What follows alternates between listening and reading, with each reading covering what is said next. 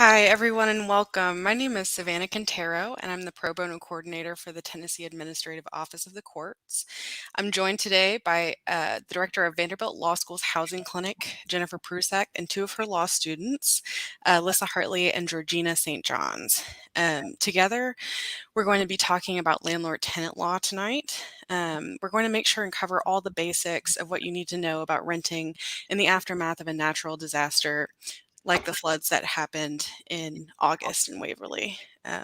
So I'm going to monitor the chat for questions, and we'll follow up after the presentation if we've got some questions and if we have some time. So with that, I just want to thank the Legal Aid Society of Middle Tennessee and the Cumberlands, the Community Foundation, and Vanderbilt Law School for making this all happen. So with that, let's take it away, Vandy. Hey everybody, thank you for having us tonight. My name is Georgina St. John's and this is my partner Alyssa Hartley. We are students at Vanderbilt Law School and we are working with the Housing Law Clinic under Professor Jennifer Prusak. We know that some of you guys have been experiencing some hardship because of the damage that was caused by the floods in Waverly, and we're hoping that tonight we're going to be able to provide you with some information that you might find useful as you guys try to fix the damage that has been done. Because we are law students and also because we don't know, your specific cases, we can't offer you guys legal advice, but we're just hoping to provide you guys with an overview of the law and that some of that information will be helpful. And with that, I'm going to give it away to Alyssa. Hi guys, good evening. So I just wanted to start off with some basics. I'm sure most of you guys, when you were initially impacted, probably hopped online and tried to look at, what are my rights, and got on Google. And something that might have popped up a lot was something called the URLTA, or the Uniform Residential Landlord Tenant Act. I just want to let you guys know that unfortunately, Humphreys County does not meet the population threshold for this set of laws and rules to apply to you guys. So the rules and laws that we're going to be talking to you about come directly from Tennessee State Code, and those are the rules that are going to be applicable to your individual situation going forward. Okay, so you're in a house, it's been damaged and flooded, and all of these other terrible things have happened to you. What are your rights? So first things first, if you want to stay in the house, you will have to keep paying rent.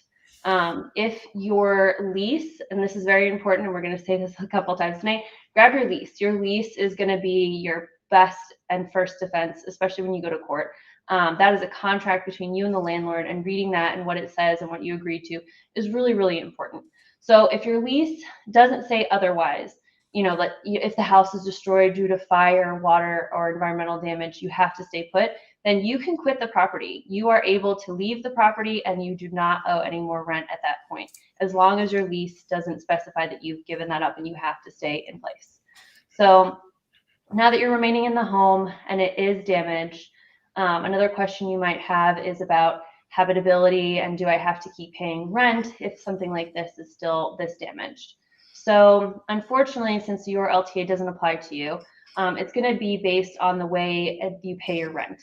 So if you pay your rent weekly and you pay $200 or less a week in rent, then your apartment or home has to meet minimum health standards that are actually defined by the state of Tennessee. So you can go to your local health inspector and request an inspection of your home to ensure that it meets habitability requirements. However, during this whole time, when you first issue the complaint to when the inspection happens, you still need to make sure you are paying rent. If you do not pay rent, then unfortunately your landlord can still begin an eviction process, which we'll cover in depth after this. So you're staying in place and you pay your rent more than weekly. Let's say you pay monthly or annually or something like that. Unfortunately, these habitability and state codes are not going to apply to you. What you can do is go and get your building code officer to come inspect the property. At that point, the landlord can be issued building code violations, but unfortunately not health code violations. Again, during this whole process, keep paying your rent. Okay, so you're in place and your landlord has decided that they are going to fix your apartment due to all of this damage. Do you have to keep paying rent? So if you're in the apartment, the landlord is fixing it, there's all these repairs going on around you, Unless the landlord says, hey, I need you to vacate the apartment for a month, a week, however long, so that I can finish up these repairs, you do still have to pay rent, even if these intrusions are starting to affect your everyday life. Until the landlord says, okay, I need you to move out, then you have to keep paying rent. So if you've moved out because you're sick of hearing people bang on the walls all the time, unfortunately, you do have to keep paying rent during this time while they're repairing your apartment. Or again, they can begin the eviction process. To talk you guys through the eviction process and a little bit more information, I'm going to turn it over to Georgina. Thank you.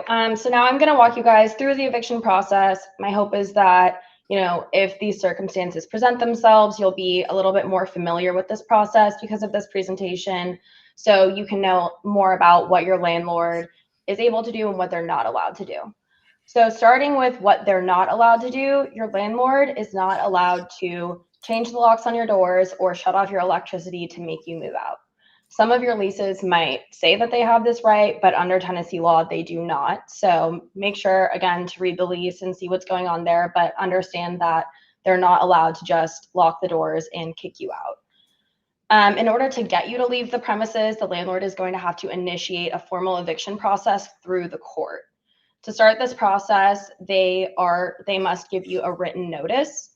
In some cases, and this is again lease specific, you may have waived your right to notice in your lease.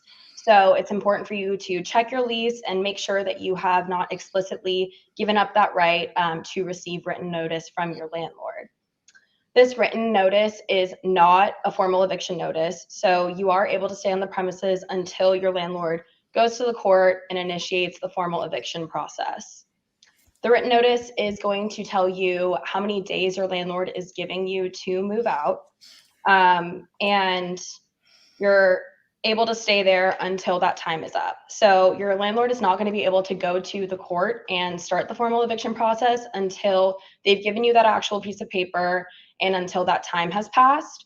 And it's important that that paper is in writing. It's not going to count if it's just a verbal notice, and it'll probably come in the form of an email, a text message, maybe something that's taped to your door. And again, they have to have that time period expire before they can start the formal process. Most of the time, the amount of notice that you get is going to be dependent on how often you pay your rent. But in the case of non-payment of rent, your landlord is going to give you 14 days notice before they're asking you to move out. If you're able to pay your rent back within this period, the landlord can no longer evict you. However, if you miss rent again and your landlord gives you another notice within 6 months of the first notice, you're going to have to leave even if you're able to pay the missing rent. So if you've missed your rent before and you've been able to stop the eviction process because you paid it back, it's important to stay on top of your rent because you won't have this option again until that 6 months expires. If you don't move out during the notice period, your landlord can go to the court to evict you. The first step in this process is for your landlord to get a detainer warrant. This piece of paper is not an arrest warrant. It's a piece of paper that's going to tell you when your court date is. The detainer warrant is going to be brought to probably your home or to your work and will typically be given to you by a sheriff deputy. It's important to note that your landlord or somebody who works for your landlord is not allowed to give you that detainer warrant. So, look out for somebody like a sheriff deputy when you're receiving a paper like that. It's going to be left with an adult in your household. So this doesn't necessarily mean that you have to be home, but if there's another adult on the premises, it's okay for the sheriff deputy to leave that detainer warrant with them. Again, I want to stress that this isn't an arrest warrant. It is just a piece of paper that's going to give you your court date. So that's going to tell you the date that you have to go and be in front of the judge in the courthouse. This court date has to be at least 6 days from the day that they give you the detainer warrant. So make sure that you read that detainer warrant and understand when your court date is so that you can show up and present your side to the court. If you can't make your court date, you can request a continuance with the court. In this case, the judge is going to review your case and assign you a later court date than the one that was initially provided to you. Going to court is important because it's going to give you some time to explain to the judge what's going on from your perspective. It's also important to note that the landlord has the opportunity to speak to the judge as well. So if you want to go and have your story heard by them, you have to go and show up in court. If you don't show up and you haven't been granted a continuance, then unfortunately it's going to go automatically in the favor of the landlord, and your landlord can put you out of your home in 10 days. This means that if you don't show up to court, the judge is going to give your landlord a default judgment, and that default judgment is going to order you to move out within 10 days. If you don't move out within those 10 days, the landlord is going to call the sheriff, and they are going to be able to come to your home and remove you and your personal belongings from the property. So that's all of the information that I have on the eviction process. I want to flag again that it's really important to make sure that you're reading your lease and paying attention to what it says, because that's going to be the document that the court refers to when they're reviewing your case.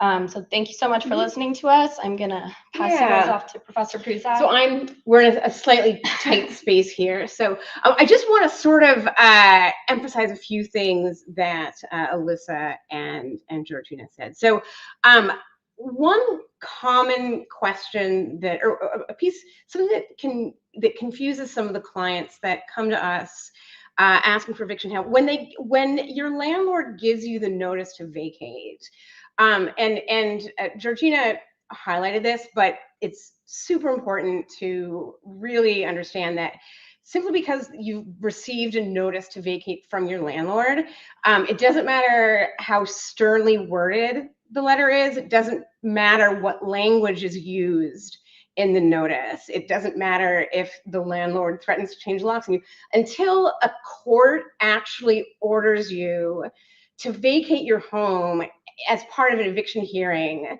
you don't have to, you have the right to stay, you have the right to go to court and argue defenses. And, I do want to spend a little time talking about some possible defenses to an eviction. Georgina correctly stated that if you do not go to court, you will automatically lose if your landlord has filed an eviction action against you. But there are, if you go to court, there are defenses that you can make that will allow you to stay in your home. For example, if you in fact are current on your rent, there are instances where a landlord their bookkeeping may be wrong. If you have evidence that you have in fact paid your rent, you absolutely can bring that.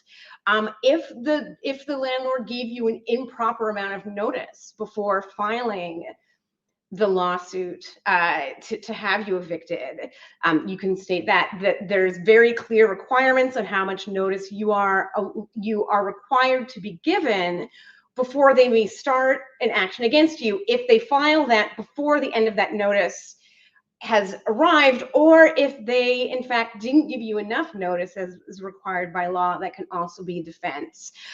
If you feel that you are being brought into court unjustly, if you feel like you have not done what the landlord has said you have done, first of all, you absolutely should go to court the date of the hearing, and you should reach out to legal aid organizations in your area. I know Legal Aid Society works with people facing eviction. The Vanderbilt Housing Law Clinic does as well.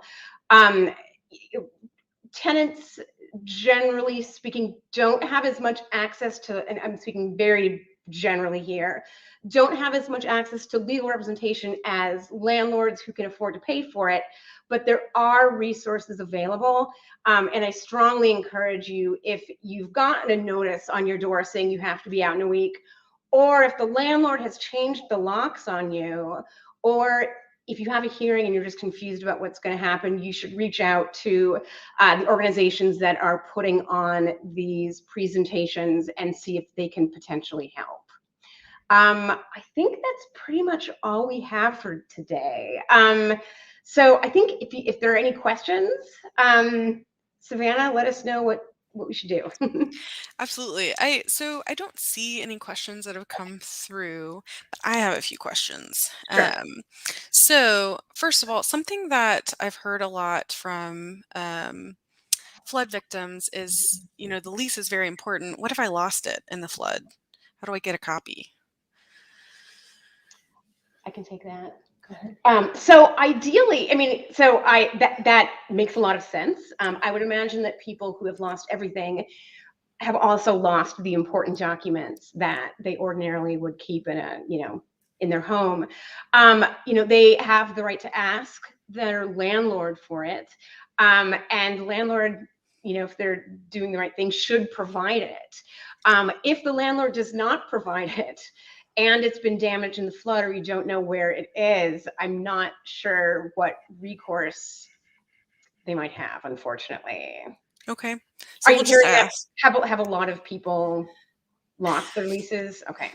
A lot of important documents too. Sure, sure. Eh, so, um, But yet asking the landlord, and I mean, the landlord in theory should want to work with the tenant to, moving forward, and should provide it. And hopefully will, but that would be where I'd start. hopefully. Perfect. And hopefully he has a copy or she has a Right. copy. If your landlord doesn't have a copy, I don't know what to say. We're in trouble. Okay. All right. Yeah, that's not a yeah.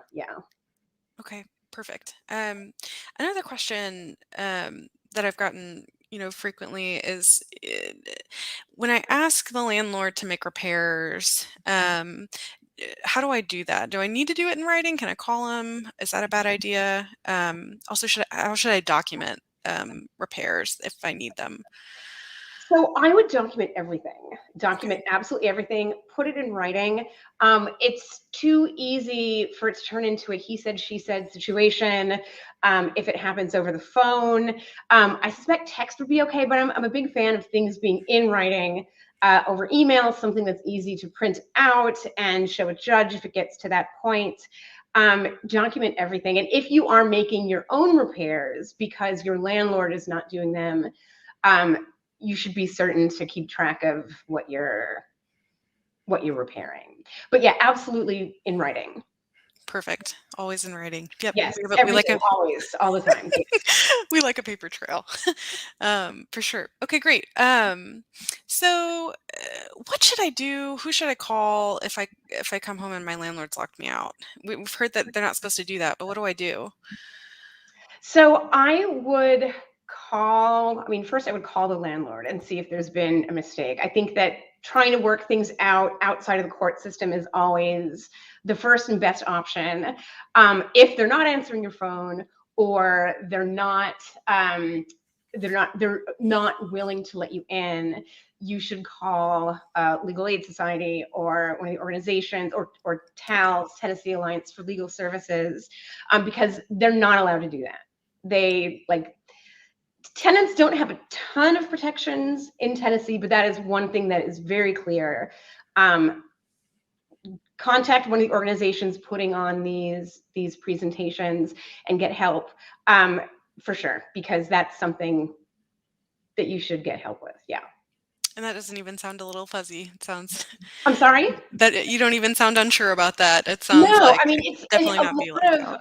as we were preparing this presentation, Georgina and Alyssa and I were like, wow, there's really, tenants, especially in more, rural counties in Tennessee, don't have as many protections as they might in other places. But in this one regard, the law is crystal clear. Perfect. Wonderful. So I just have one last question, and maybe we'll have some other questions. But what happens if I don't have a place to go, and I want to stay? What if my landlord and I disagree about the level of repair a unit requires? Can he make me move out to repair a unit? Alyssa, do you want to answer that one? Yeah, sure. So Do you feel like, yeah. Yeah, so if you guys disagree about the level of repairs, I mean, if you're on a month-to-month lease, I mean, they can always make you move out at the end of the month.